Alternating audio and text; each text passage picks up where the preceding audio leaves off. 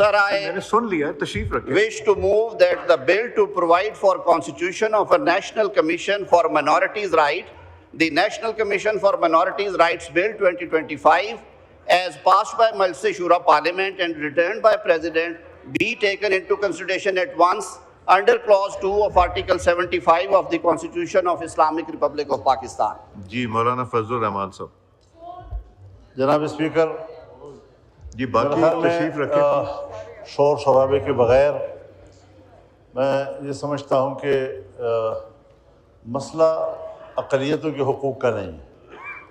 अक़लियतों के हुकूक़ के लिए मेरे ख्याल में हम सब की सोच एक जैसी है, उसमें कोई प्रॉब्लम नहीं है। बात है कानून की। आपको शायद याद हो, जब नसीम हसन शाह साहब सुप्रीम कोर्ट ऑफ पाकिस्तान के चीफ जस्टिस थे, तो उस वक्त एक सवाल पैदा हुआ और कोर्ट में लोग गए कि भाई कुरान और सुन्नत की सुपरमेसी होनी चाहिए कॉन्स्टिट्यूशन में। कहाँ उन्होंने फैसला दिया कि नहीं, तमाम आइन जो है एक बराबर है। अगर कोई वजह क्या लिखी होगी, लेकिन आज जो आप वो राइडिंग की बात कर रहे हैं एक कानून की, अगर एक कानून वो बालादस्त हो जाता है तो फिर उसके बाद दूसरे कवानीन पस मंज़र में चले जाते हैं, उनकी अहमियत ख़त्म हो जाती है। आप इस तरह का कानून क्यों लाते हैं कि जिससे कल कोई गलत फ़ायदा उठाए, चाहे मैं गलत फ़ायदा उठाऊं, चाहे कोई अक़लियत गलत फ़ायदा उठाए, चाहे कादियानी गलत फ़ायदा उठाएं, तो हम ऐसे कानून की तरफ क्यों जा रहे हैं? और मैं अगर आप इजाज़त दें तो कामरान मुर्तज़ा साहब से गुजारिश करूँ कि वो इसकी मज़ीद वजाहत कर लीजिए, और गौहर साहब भी। जी बैरिस्टर गौहर साहब।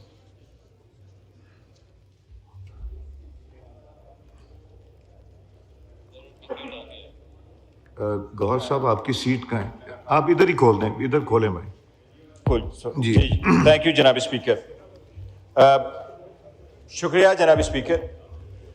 पहले जनाब स्पीकर मैं एक अर्ज़ करूँगा ज़रूर जॉइंट सेशन के बारे में।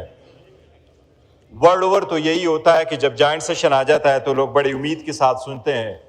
2-4 दिन पहले इस पर बड़ी डिस्कशन होती है कि जॉइंट सेशन में किस किस्म की कानून साजी आ रही है।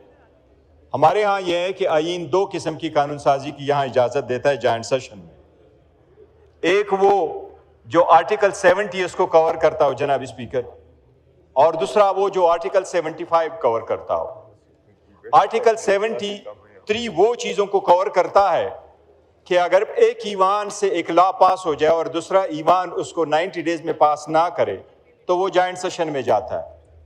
आर्टिकल 70 ये भी कहता है कि अगर एक ईवान दूसरे में जाके अमेंडमेंट पास कर दे तो उसके रिक्वेस्ट से वो भी जॉइंट सेशन में जाएगा।